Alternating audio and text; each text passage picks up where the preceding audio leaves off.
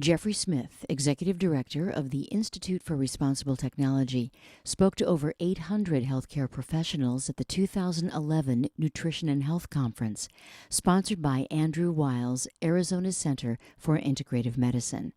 His topic was the documented health risks of genetically modified foods. Mr. Smith is also the international best-selling author of Seeds of Deception and Genetic Roulette. So what we're going to describe today is a summary of some of the health risks, an overview of the things that can go wrong, and we'll reserve the more detailed descriptions for articles, etc. There's basically has been 4 major genetically modified crops: soy, corn, cottonseed, and canola. And there's also some minor crops: Hawaiian papaya, a little zucchini and crookneck squash, and more recently, sugar beets. 95% of the sugar beets in the United States are genetically engineered. Now, I'd like you to rate yourself personally from a scale of 1 to 100, how vigilant you have been at avoiding genetically modified foods. Now, on a scale of 1 to 20, most Americans are -6. And most Americans don't realize they've ever eaten a genetically modified food in their lives. So I'm going to ask you to raise your hand if you're low vigilance. That should be most of you, 1 to 20. Please raise your hand if you're low vigilance. Thank you. OK, 20 to 40. 40 to 60, 60 to 80, 80 to 100. All right, that's a pre-test. We'll ask the post-test in about 40 minutes. All right, I'd like you to rate yourself how active you've been at educating your patients on the risks of GMOs. That also should be low, 1 to 20. How many people are 1 to 20? Raise your hand. 20 to 40, 40 to 60, 60 to 80, 80 to 100. All right, so I've got some work to do. The reason why GMOs are on the market is because of a single sentence in the FDA policy that came out in 1992, which is still in force. And it was a lie. It was a complete fiction. It said that the agency is not aware of any information showing that the foods created from these new methods differ from other foods in any meaningful or uniform way. On the basis of this sentence, the FDA policy says no safety testing is necessary. No labeling is necessary.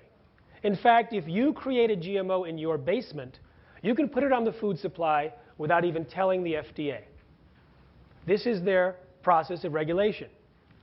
44,000 secret internal memos were made public from FDA files 7 years later, showing that in reality, the scientists had warned over and over again of potential dangers of GMOs, allergens, toxins, new diseases, and nutritional problems. They had urged their superiors to acquire a long-term study and complained vehemently about the policy. So where did the policy come from? The White House had instructed the FDA to promote biotechnology, so they created a new position for Michael Taylor, Monsanto's former attorney, in charge of FDA policy, then became Monsanto's vice president. Now he's the US food safety czar in the Obama administration. The first genetically modified crop to participate in the voluntary consultation process of the FDA was the Flavor Saver tomato, and it's the only company that gave raw feeding study data to the FDA for a rat feeding study, and it turns out the rats refused to eat the tomatoes. And it's not just rats that seem to have an inherent wisdom about GMOs. Eyewitness reports from all over the world show that animals like pigs, cows, geese, squirrels, elk, deer, raccoons, mice, rats, and buffalo are all given, when given a choice, avoid the GMOs. So it's our job to get humans up to the level of animals. I was, in my book, Seeds of Deception, before every single chapter, I have a little vignette, Wisdom of the Animals, where I describe another example of this. And someone tried to repeat the experiment with squirrels. And they put bags of GM corn on the cob and non-GM corn on the cob in their workroom waiting for the winter. They forgot about it. And when they discovered the bags, the mice had done the experiment for them, breaking in to the non-GM corn and eating it all and leaving the GM corn untouched. So they force-fed these rats the tomatoes that had refused to eat the tomatoes. 7 of 20 developed stomach lesions. 7 of 40 died within 2 weeks. Now, in the UK, they decided to give $3 million of grant money to Dr. Arpad Pusztai, the world's leading researcher in lectin proteins. He worked at the Rowett Institute, one of the leading research institutes for nutritional research. And his job was to figure out how to test for the safety of genetically modified foods. And the protocols that he was to create were supposed to be implemented into EU law. And as part of his research, he took a potato engineered to produce an insecticide, which he knew to be harmless. And he took one group of rats and fed the genetically engineered potato with a complete and balanced diet. Another group was fed non-GM potatoes, and a third group non-GM potatoes plus the insecticide that the GM potato produced. So you have GM potato, non-GM potato, and non-GM potato plus insecticide. Only those that ate the GM potato got sick. What was the cause of the problem? It was not the insecticide. It was somehow the process of genetic engineering that caused potentially precancerous cell growth in the digestive tract, smaller livers, brains, and the testicles, partial atrophy of the liver, damaged immune system in 10 days. Here's a picture of the intestinal walls, the proliferative cell growth on the right from the rats that ate the potato. It's more dramatic in the stomach lining. Dr. Pusztai went public with his concerns and was a hero for about 2 days. And then 2 phone calls were allegedly placed from the UK Prime Minister's office, forwarded through the receptionist to the director of his institute. The next day, Dr. Pusztai was fired from his job after 35 years. Silenced with threats of a lawsuit, his team was disbanded. They removed the data. They never implemented the protocols. Instead, they embarked on a campaign designed to destroy his reputation in order to protect the reputation of biotechnology. 7 months later, his gag order was lifted by an order of Parliament. He got his data back, and now this is published in The Lancet. But what it shows is that the process itself is inherently dangerous. I asked Dr. Pusztai, what was your most shocking moment in all of this? Can you guess why I asked that question? Because I was writing a book. And I was looking for shocking moments, like the UC Berkeley professor who said that a senior Mexican official threatened him, implying, "We know where your children go to school," trying to get him not to publish evidence of contamination of the corn in Mexico. And I have 2 Fox TV reporters in Florida who say that we're about to do a 4-part news series to blow the whistle on bovine growth hormone, which has higher levels of pus, higher levels of antibiotics, higher levels of both bovine growth hormone, and higher levels of IGF-1, which is linked to cancer and fraternal twins. But 3 days before they were to air the show, threatening letters from Monsanto's attorney promising dire consequences to Fox and Rupert Murdoch canceled the series. Or the fact that an epidemic in the 1980s around L-tryptophan that killed about 100 Americans and caused 5,000 to 10,000 to fall sick. When the FDA testified before Congress, they failed to even mention that the only brand that had caused the disease was from a genetically modified bacteria. So I was looking for shocking moments, and it turns out that Dr. Pusztai had one. But it wasn't being fired. It wasn't discovering the problems with the rats. A few months earlier, he had been given the opportunity to read the confidential submissions of the biotech industry for their products that had been approved. He said to me, "Jeffrey, that was a turning point in my life. I realized what I was doing and what they were doing was diametrically opposed. I was doing safety studies. They were doing as little as possible to get their foods on the market as quickly as possible." And a few months later, he realized that if his potatoes had been tested by industry, they would have made it to the market. But more importantly, the soy and corn and tomatoes that had already made it to the market had been produced from the same process that he had used to produce the potatoes. And it was not the insecticide, it was somehow the process that caused the problem.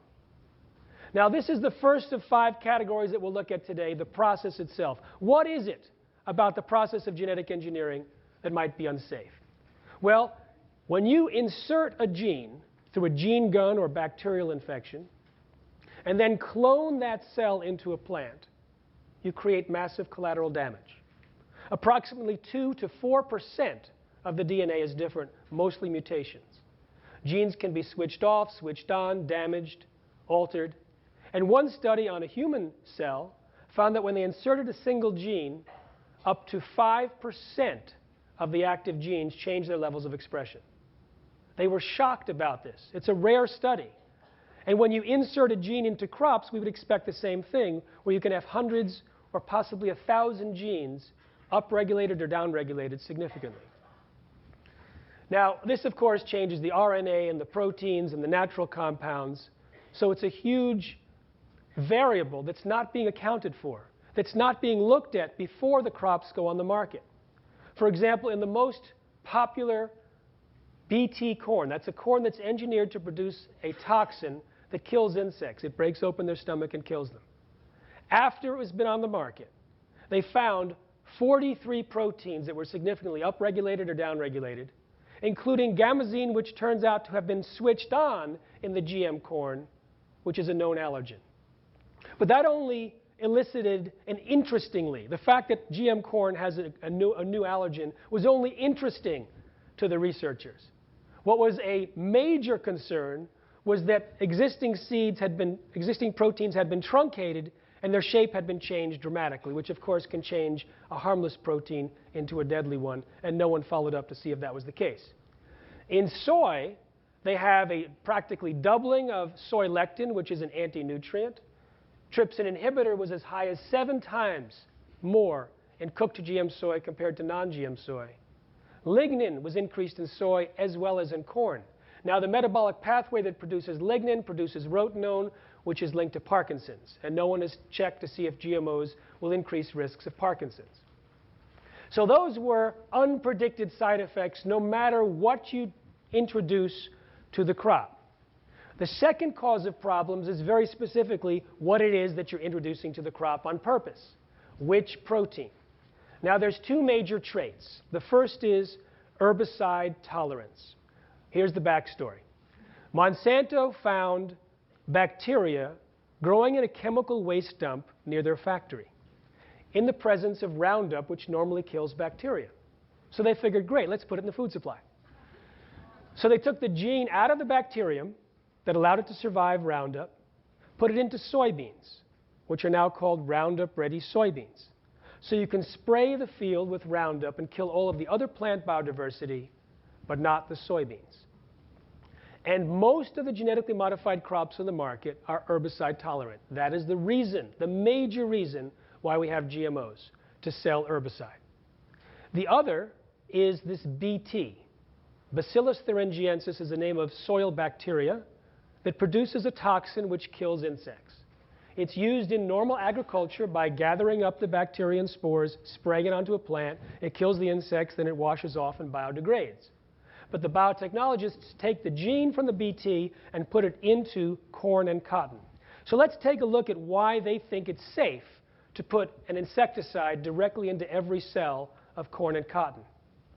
First of all, they point to the fact that even organic gardeners use BT spray, and it has a history of safe use.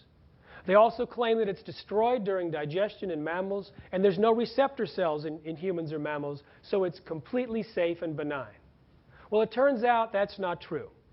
When it was sprayed in Washington and Vancouver, about 500 people reported allergic and flu-like symptoms. Some had to go to the hospital. Farmers mixing the BT had accidents and had to go to the hospital. When it was fed to mice, it not only survived digestion, but caused tissue damage and immune system responses. But the BT that's in the crops is thousands of times more concentrated than the spray form. It's designed to be more toxic. It even has properties of a known allergen, which the WHO criteria says should not have allowed it to be on the market. Now, when mice eat the BT corn, as opposed to the non-BT corn, they too get multiple immune system responses. IgE, IgG, cytokines, T cells, B cells, a whole host of serious problems. Mice eating BT/Roundup Ready corn had fewer babies and smaller babies. And when you look at Monsanto's own rat study, as was done by a French team, they found signs of toxicity, immune system responses, etc. Now, in India, thousands of farm workers who pick the cotton that's genetically engineered to produce this BT toxin are reporting allergic and flu-like symptoms, and some have to go to the hospital. We see pictures over and over again of rashes all over the bodies of these workers, on the faces of babies, etc. In fact, when I looked at the doctor's reports, having analyzed 23 Indian farm workers with these symptoms, And I compared them to the 500 people who reported allergic and flu-like symptoms in the Pacific Northwest. The list was nearly identical. When they allow sheep to graze on the cotton plants after harvest, thousands of sheep died. In one small study, an NGO, a non-governmental organization, had pleaded with the government to do a study. Even though the Andhra Pradesh government acknowledged the sheep deaths and put out warnings, they didn't do a study. The NGO offered to pay universities for the cost of doing a study, and no one did it. So they did their own study. They tied up 3 sheep in GM-BT Bolgard 1 field, 3 in Bolgard 2, and 3 in non-GMO. By the end of the month, all the 6 eating the BT plants died. The 3 eating the non-BT had no symptoms. But it was dismissed because it wasn't a government or university study. In Haryana, India, report after report shows that when buffalo are fed BT cotton oilseed cake, most have reproductive problems. Also skin problems, problems with their milk, and many deaths among the adults and the calves.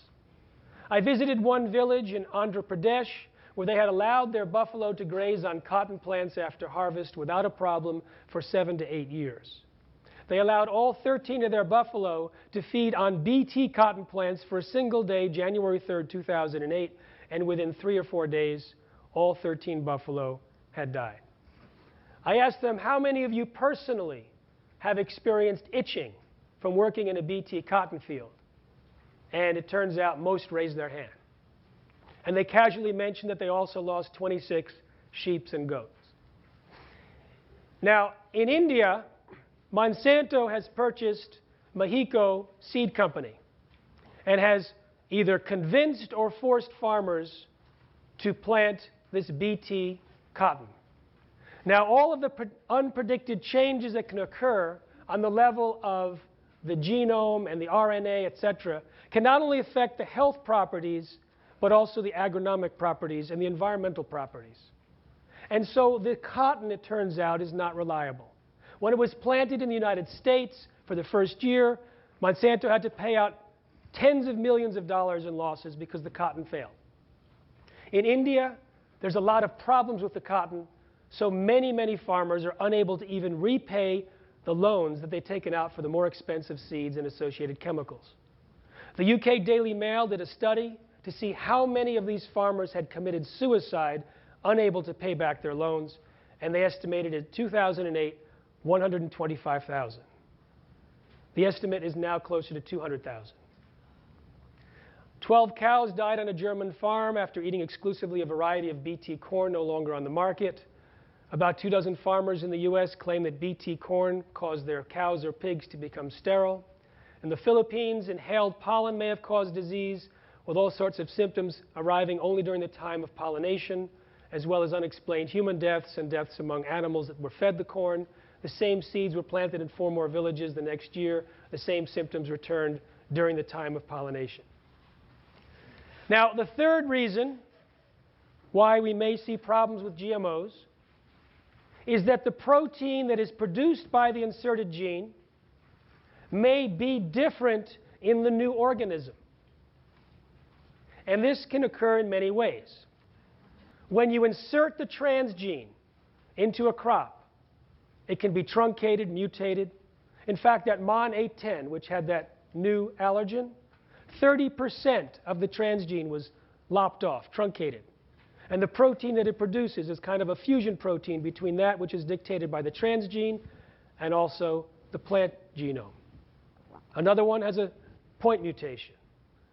Genes can be read differently. They can produce multiple proteins. And so the amino acid sequence of the protein may be different. But even if the amino acid sequence is the same as the original, it might be folded differently or have different glycosylation patterns, different molecules attached to it, which again can turn a harmless protein into a deadly one, which appears to be what has happened in Australia with some peas that fortunately never made it to market. Now, they took genes from kidney beans and put them into peas in order to create an insecticide. And the peas had passed all of the studies that are normally done before GM crops get put on the market. So they were ready to be introduced, grown in Australia, and shipped to India for consumption. But the developers decided to do one more study that had never been done before by any GM food crop developer and never done since. It was a mouse model with an immune test, 5 of them actually. First, they applied the protein in its natural state from the beans to the mice, no problem. Then they took the identical protein with the identical amino acids and applied it to the mice, and they had 5 inflammatory reactions, suggesting that the harmless protein has been changed somehow and could now create potentially anaphylactic shock. So they canceled the development of the peas and looked further to find that, in fact, there was a subtle change in the sugar molecules, the glycosylation patterns, which they then blamed on the change. When the Monsanto spokesperson in Europe was asked to comment on these developers' peas in Australia, he proudly said, "This shows that the regulatory system works." It actually shows how they spin the information 180 degrees, because the regulatory system never required the advanced mouse model. In fact, none of Monsanto's products had been submitted to the mouse model. And they don't move genes between closely related species. They move genes between kingdoms, from bacteria and viruses to plants. The fourth possible problem is that there's more herbicide residues on herbicide-tolerant crops. The plants essentially drink the poison and often store it in the soybeans, for example, in the part that we eat. Chickens fed a herbicide-tolerant Liberty Link corn died at twice the rate, but this was an industry-funded study designed so poorly that even a doubling of the death rate was not statistically significant. Now, in terms of herbicide, Roundup is definitely the one that is most used. And in a study of herbicide use in the United States, there was an increase in the first 13 years of 383 million pounds. And because Roundup is becoming less effective on these herbicide-tolerant weeds, farmers are using more and more of it. So in the last year of the study, the increase was 31%. Now, it's interesting about Roundup, and I think you'll appreciate the qualities in this conference more than other places. Roundup was not originally patented as an herbicide. Its original patent was as a broad-spectrum chelator, binding with a wide variety of trace minerals and other minerals, keeping them unavailable to the plants. And that's how it works. It reduces the plant's defenses against disease. Then it reduces the population of beneficial organisms, microorganisms in the soil, which normally provide nutrients into the roots and also keep the population of the disease-creating microorganisms down. And then also Roundup, or its active ingredient glyphosate, promotes the diseases in the soil, and they do the killing of the plants. Glyphosate is not directly toxic on a plant sufficient to kill it in sterile soil. What it does is it creates a perfect storm to weaken the plant and strengthen disease. And it lingers in the soil, affecting the nutrient profile and health of plants that are subsequently planted in that same field. Now, it's dramatic how much nutrients are taken out of our food supply. Here's an example of the reduction of nutrients in a plant for iron, manganese, and zinc, both a reduction of uptake and transport. Very dramatic. In 2007, 184 million pounds of glyphosate-based herbicide was sprayed. Consider all the nutrients that have been removed from the food supply as a result. Now, alfalfa nutrients are dramatically reduced when you spray it with Roundup, and the introduction of Roundup-ready alfalfa does not bode well for the health of the animals, particularly the dairy cows that will be fed the alfalfa hay. The primary ingredient for livestock food in the United States is Roundup-ready crops: soy, corn, cottonseed cake, canola mash, sugar beet pulps. All 5 Roundup-ready, and they just approved alfalfa. There is a chronic deficiency of nutrients in the livestock eating these products. I interview veterinarians who say there is a universal reduction in manganese, for example, which is one of the most serious of the nutrient deficiencies. One person sent a liver to a laboratory to test. No detectable manganese in the stillborn calf's liver. So we eat the animals who are sick and deficient. We eat the plants, and we in turn may not only be getting the nutrient deficiency that's passed on from the Roundup, but also we're getting traces of Roundup itself, which is linked to birth defects. It kills placental cells, human placental cells. It's linked to lower sperm counts, abnormal sperm, and cancer.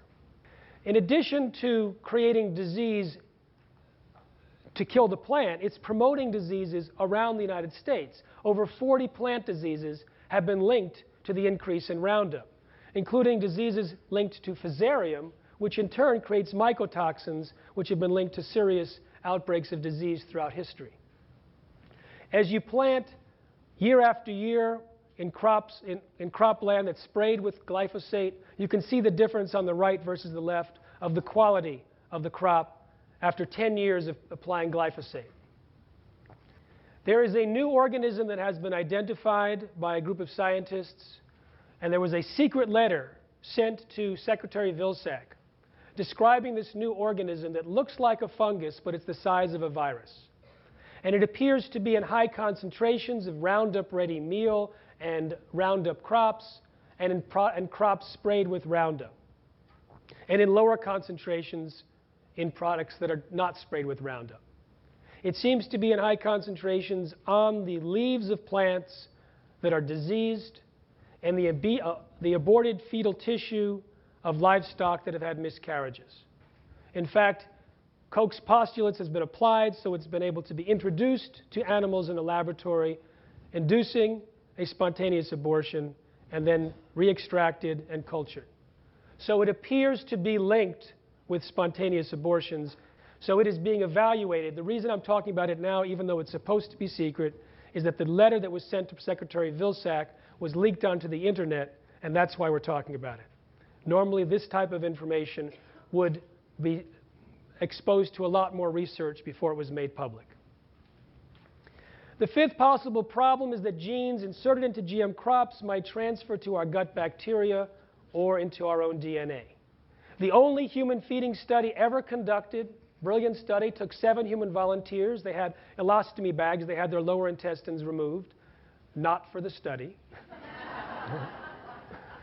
They fed them a soy burger and a soy milkshake and looked inside the elostomy bag, and there, lo and behold, they were surprised to find how much intact genetically modified soy had survived passage through the stomach and small intestine.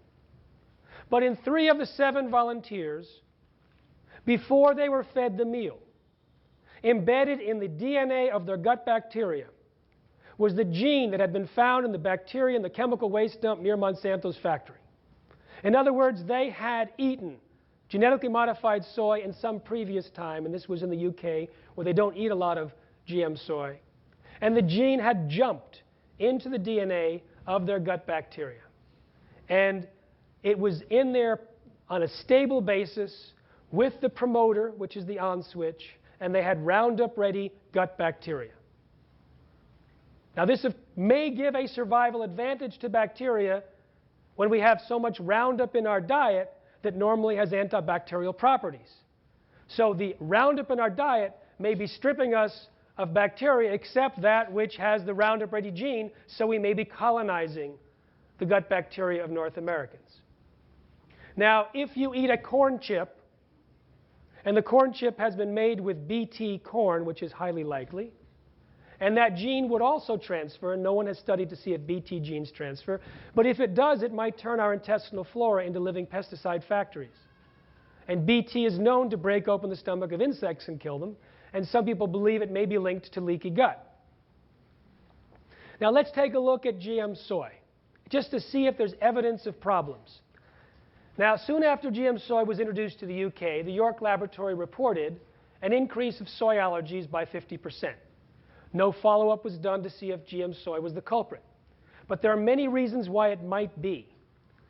When GM soy was fed to mice, there was a dramatic reduction in enzymes produced in the pancreas. If it takes longer to digest protein, it gives longer time to produce an allergic response. One study that needs to be repeated with better controls showed a new allergen in GM soy. We already discussed the 7-fold increase in trypsin inhibitor, a known allergen in GM soy. Herbicide residues are increased. Even the Roundup-ready protein that's intended to be in the soy has properties of a dust mite allergen. And that is the one that's continuously produced inside our gut, possibly triggering allergic reactions on a continuous basis. Here's a picture of the liver of rats on the right that were fed GM soy compared to those on the left. Testicles changed from pink to blue in male rats fed GM soy. I'll let that one sink in. Mice fed GM soy had changes in their testicles, including damage to the young sperm cells. Female rats fed GM soy had changes in the uterus and ovaries and hormonal balance. Offspring of GM-fed mice had changes in the way the DNA functioned in the embryos. I gave a talk at the EU Parliament a few years ago with Irina Ermakova, a senior researcher of the Russian Academy of Sciences. She gave me these slides. They're Russian-speaking rats. They volunteered for a soy feeding experiment in which, starting 2 weeks before they got pregnant, they were fed GM soy, and it continued through pregnancy and lactation, and more than half of their babies died within 3 weeks, compared to a 10% death rate of the group who was fed non-GM soy. There was also a change in the size. Many of the GM-fed group were quite a bit smaller. And in a subsequent study, they were unable to reproduce. Now, as is typical of researchers who find adverse findings, Dr. Ermakova was attacked, victimized, and she told me her boss was under pressure from his boss, so she couldn't do any more GMO studies. One of her colleagues tried to actually comfort her by saying, well, maybe the GM soy will solve the overpopulation problem. One of the appropriate criticisms of her research was that she never did a biochemical analysis of the feed. So we don't know if there was some toxin in her particular bag of soy flour that she used that might have caused the astounding results. But after doing it 3 times with similar results, coincidentally, the entire facility switched to a GM soy-based rat chow. So she asked her colleagues after 2 months, what's your infant mortality rate? And it had skyrocketed to over 55%, suggesting it wasn't a particular toxin in her feed. In another Moscow experiment, also Russian Academy of Sciences, hamsters fed GM soy over 2 years. By the 3rd generation, most lost the ability to have babies. They grew at slower growth rate, 5-fold increase in infant mortality. Some had hair growing in their mouths. If GM crops are so bad, why don't we see more problems? Well, the L-tryptophan epidemic gives us a hint why not. It took 4 years to discover the epidemic, and yet it was screaming to be discovered. The symptoms had 3 simultaneous characteristics: new, acute, and fast-acting. All 3 had to be in place for them to identify the cause of the epidemic. What if it was not new symptoms? What if it were cancer or heart disease? No one would check to see if you're taking L-tryptophan. What if it were mild symptoms like frequent colds or memory loss? Or memory loss? Or what if it was like the hamsters where it took the 3rd generation to show the sterility? So what about the GM crops on the market? When they were introduced in 1996, 7% of Americans had 3 or more chronic illnesses. 9 years later, 13%. Food-related illnesses doubled between 1994 and 2001. Reproductive problems are on the rise. Gastrointestinal problems are on the rise. Autism, food allergies, inflammation, etc. We can't responsibly say that GMOs are the cause or a contributor, but we can't responsibly say they're not, because there's no post-marketing surveillance, no human clinical trials, no proper evaluation of all the changes that occur. Approvals are based on assumptions, many of which have been proven false, and on industry research, much of which is rigged to avoid finding problems. So I'd now like you to rate yourself from 1 to 100, how vigilant you'll be next week at avoiding genetically modified foods. So how many people will be low vigilance? 1 to 20. Raise your hand, 1 to 20. 20 to 40. 40 to 60. 60 to 80. 80 to 100. Some difference there. How do you know? Yes, how do you know? I have a non-GMO shopping guide for every one of you at the book table outside. And there's also packets of them if you want to give for your patients. How active do you wish to be? Now, before I talk about how active do you plan to be on educating patients on GMOs, I want to share with you, since one of the themes today is actually getting people out there and doing something to change the structure of our health. It turns out that getting rid of GMOs is not that difficult. Remember the potato study and Dr. Arpad Pusztai? Well, when his gag order was lifted, 750 articles were written within a single month, and 10 weeks later, the tipping point of consumer rejection was achieved. And within 1 week, virtually every major food company committed to stop using GM ingredients in Europe, but not here. We think as little as 5% of U.S. shoppers avoiding GM brands could create a tipping point. Why? Because GMOs offer no consumer benefits. The same companies that are selling us GMOs here have already taken them out of Europe and Japan. They can replace GMOs without even changing their recipe, just going to the non-GM corn and soy. So we believe that by inspiring as little as 5%, and maybe we're off in our numbers a little bit, but it won't be much, we could end the genetic engineering of the food supply. So I add that as an extra motivation to participate, and I want to ask you now how active you would plan now to be in educating patients about how to avoid GMOs. So how many people plan to be particularly low? 1 to 20, raise your hand. 20 to 40, 40 to 60, 60 to 80, 80 to 100. So we just saw in 41 minutes how to end the genetic engineering of the food supply by telling people the truth. And it's not just doctors. I asked the same question to farmers, to food service directors, to parents, to lawyers, and they all, well, the lawyers have to be paid. Everyone changes their diet on the spot when they discover the problems. So our whole plan has 3 pillars of messaging. 1, the health dangers. 2, how to avoid GMOs. And you can also, here's the shopping guide you can get. You can also go to iPhone application Shop No GMO, or go to our website, nongmoshoppingguide.com. How to avoid GMOs and the fact that a tipping point can get rid of GMOs. So that's how we think we can end the genetic engineering of the food supply, and it's already happening with bovine growth hormone. We're part of a coalition that has been educating people about the health dangers. Bovine growth hormone has been condemned by the American Public Health Association, condemned by the American Nurses Association, banned in Canada, banned in Europe and Japan and Australia and New Zealand, and now it's banned in Walmart's milk, and in Dannon and Yoplait and Starbucks and most American dairies.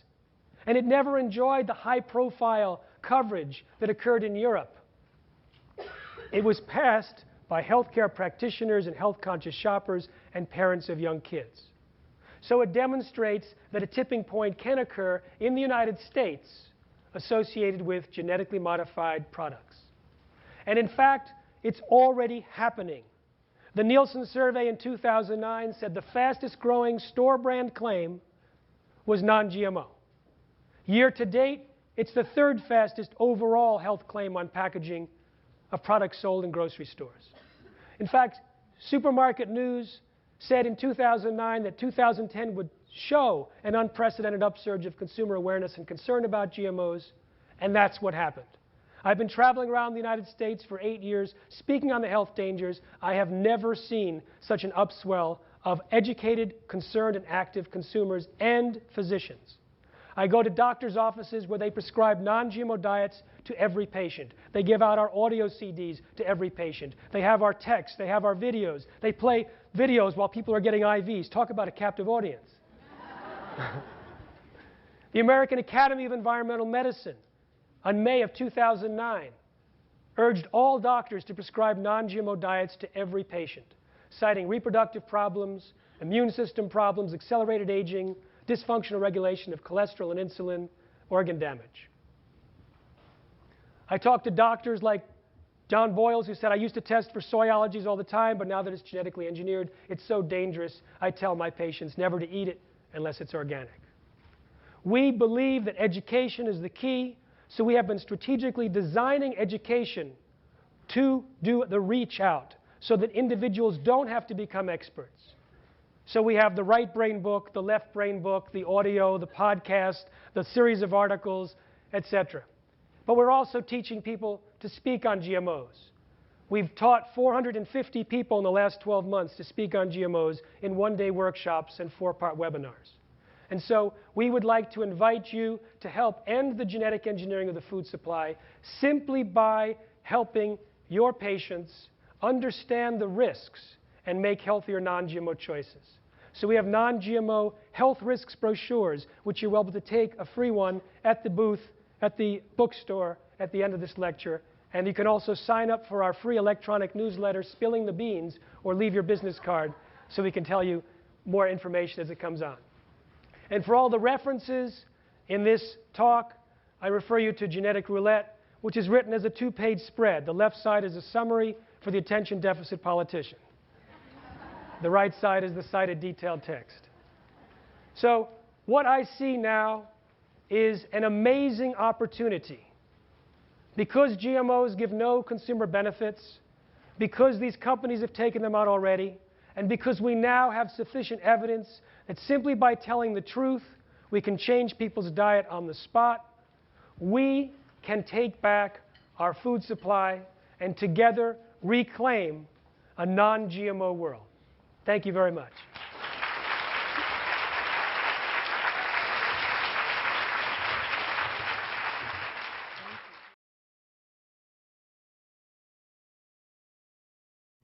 Jeffrey Smith presents the politics of GMOs.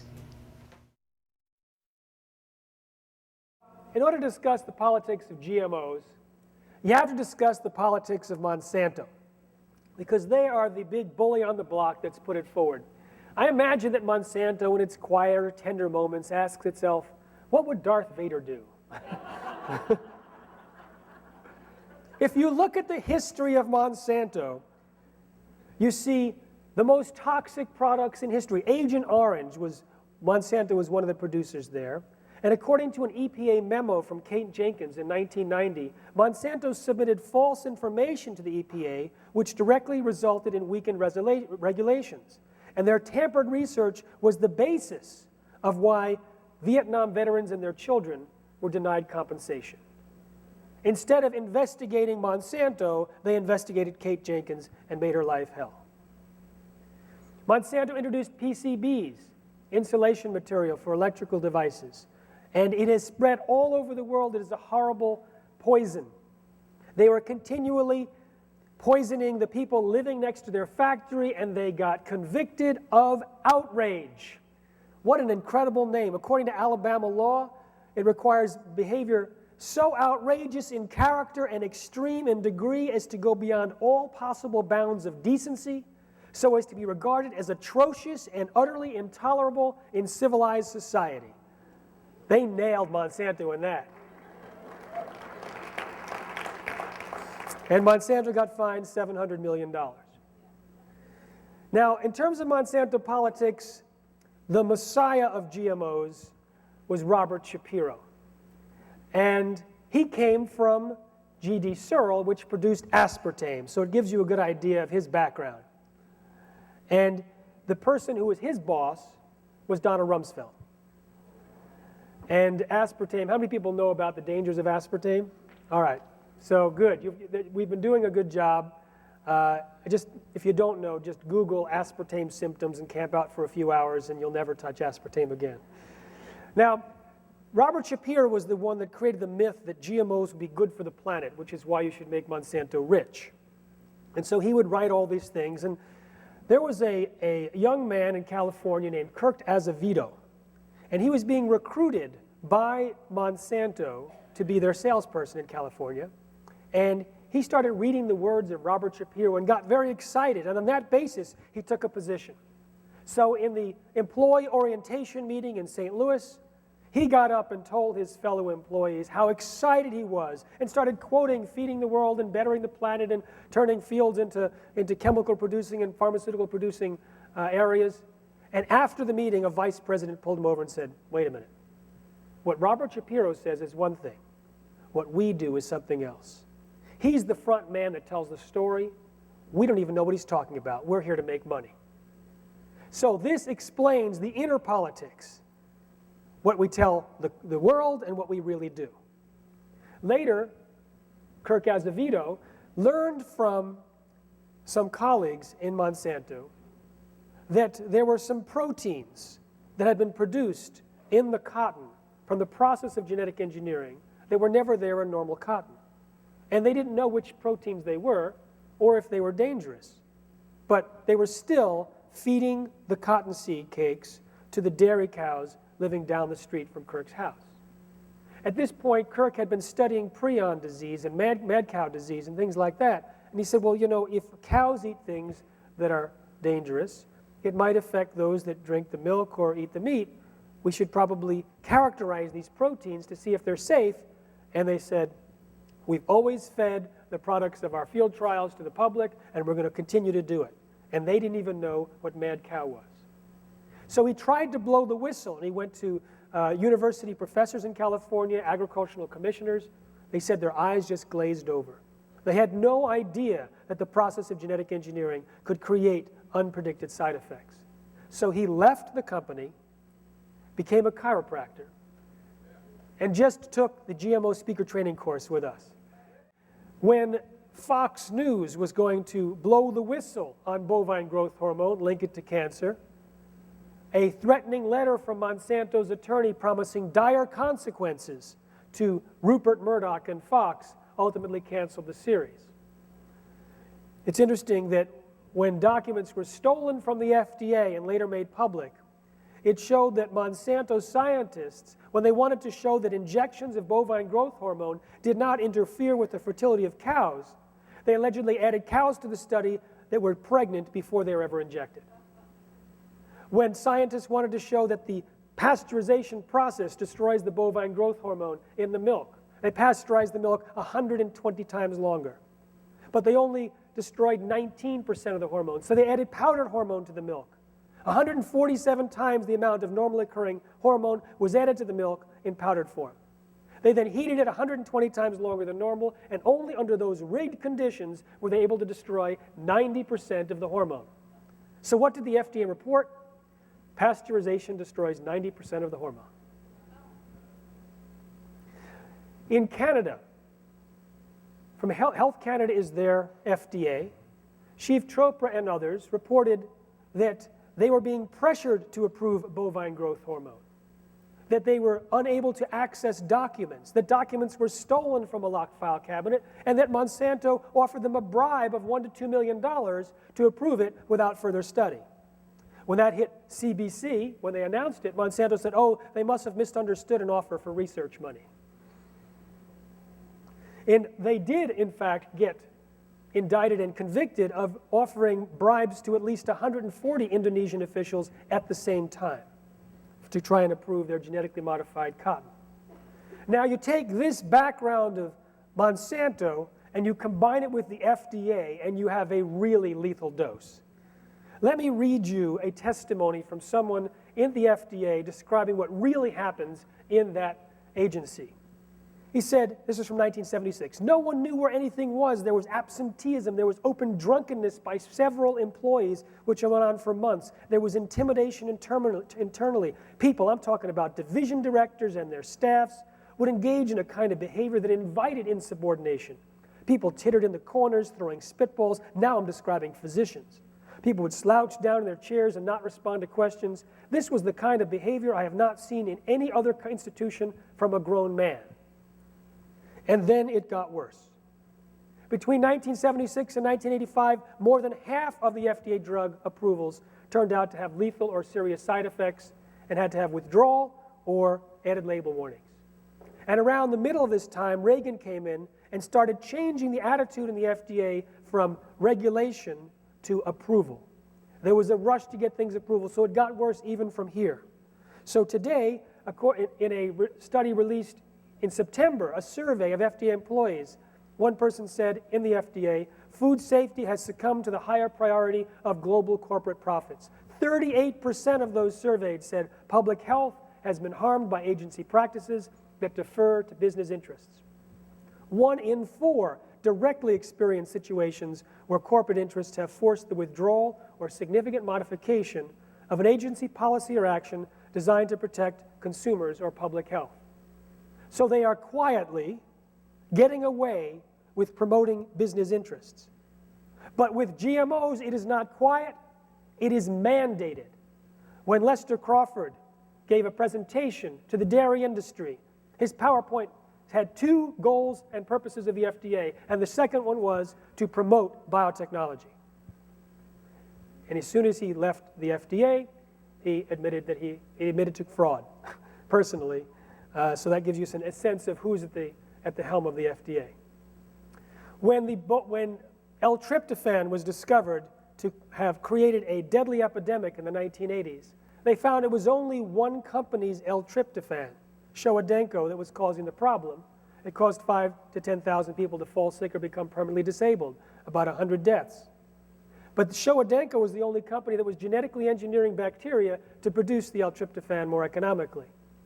When the FDA representative testified before Congress about the epidemic, he never mentioned genetic engineering. They took all tryptophan off the market. The current policy of the FDA is based on this sentence, 1992, saying basically the agency is not aware of any information showing that GMOs are significantly different. On the basis of this sentence, there's no required safety studies whatsoever on GMOs. No labeling. You don't even have to tell the FDA if you want to introduce a GMO. What was actually said at the FDA, we now know from documents made public from a lawsuit, is that the processes of genetic engineering and traditional breeding are different, and according to the technical experts at the agency, they lead to different risks. Completely the opposite of what the public policy said. They even described increased levels of existing toxins, new toxins, gathering toxins from the environment, nutritional problems, recommending toxicological studies and long-term, even human studies. One scientist said there is a profound difference between the types of unexpected effects from traditional breeding and genetic engineering, and then in reference to the policy, this is the industry's pet idea, namely that there are no unintended side effects. Who overruled the scientists? Well, the person in charge of policy was Michael Taylor, Monsanto's former attorney, later Monsanto's vice president, now the U.S. food safety czar. The person who I believe is responsible for more human food-related deaths in human history is in charge of the food safety supply.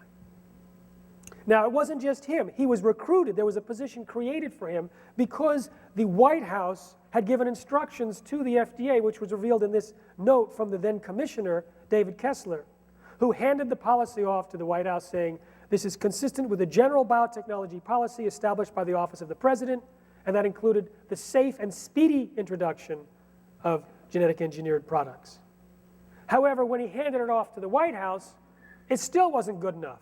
The Office of Management Budget said, no, we should say specifically that these techniques are more precise, that they increase the potential for safe, better characterized, and more predictable foods.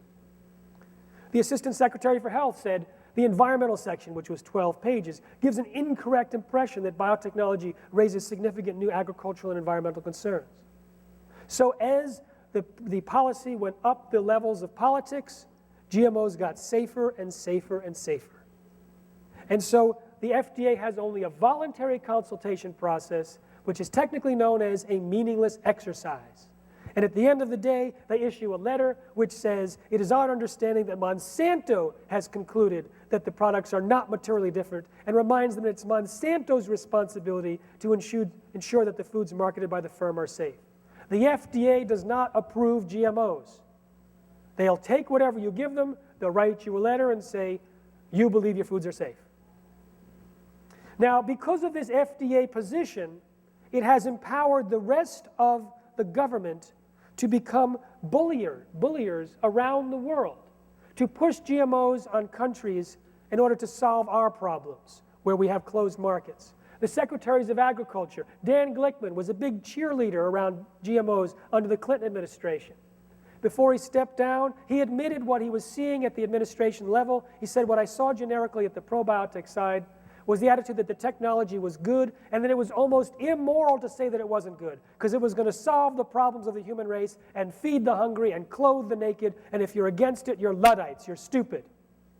He said, you felt like you're almost an alien by trying to present an open-minded view. He said this attitude was written into his speeches when he finally ad-libbed and raised questions. He said he was slapped around both by people in the Clinton administration and industry and feared he would lose his job. Ann Veneman was on the board of Calgene, owned by Monsanto. When Zambia refused genetically modified food aid, and the Minister of Agriculture, who I met, he described the story to me, he went to shake Ann Veneman's hand, and Ann learned he was from Zambia. She turned away and said, backward country, and stormed off. Tom Vilsack, the current Secretary of Agriculture, gave an award to Monsanto in 2000 when he was the Iowa governor, and in 2001 became the Biotech Governor of the Year, which gives you an idea of where he stands on the issue. USAID, which gives the food around the world. There was a friend of mine who was debating Emmy Simmons in South Africa in 2002 on TV. The lights went down. They continued to debate. At one point she said, you just wait. In 4 years, enough GE crops will have been planted in South Africa that the pollen will have contaminated the entire continent. In her anger, she revealed the strategy. The person who's now in charge of USAID, Rajiv Shah, used to be with the Gates Foundation, which funds the development of GMOs in Africa and around the world. Jose Fernandez, in May of this year at the Biotech Industry Organization conference, announced that the State Department is now going to aggressively confront critics of biotechnology. The U.S. Trade Representative for Agriculture was formerly the VP of the trade organization that supports biotechnology, CropLife. And he's the one that goes around and negotiates with other countries with regards to agriculture. And this, you can see as you go around the world, the influence of Monsanto and the US government completely changing the landscape. If we can implode the support here and stop the bullying and have other countries see what we've done here, I think we can create a worldwide revolution. Now, don't think in terms of GMOs that you have to travel 170 days a year to get involved. You can just have a few hours a week, or a few minutes a week. Just post stuff on your Facebook, send stuff to your email list, share it with your grocer, your healthcare practitioner, your favorite restaurant. Let's do it together, and let's celebrate together the reclaiming of a non-GMO food supply. Thank you very much.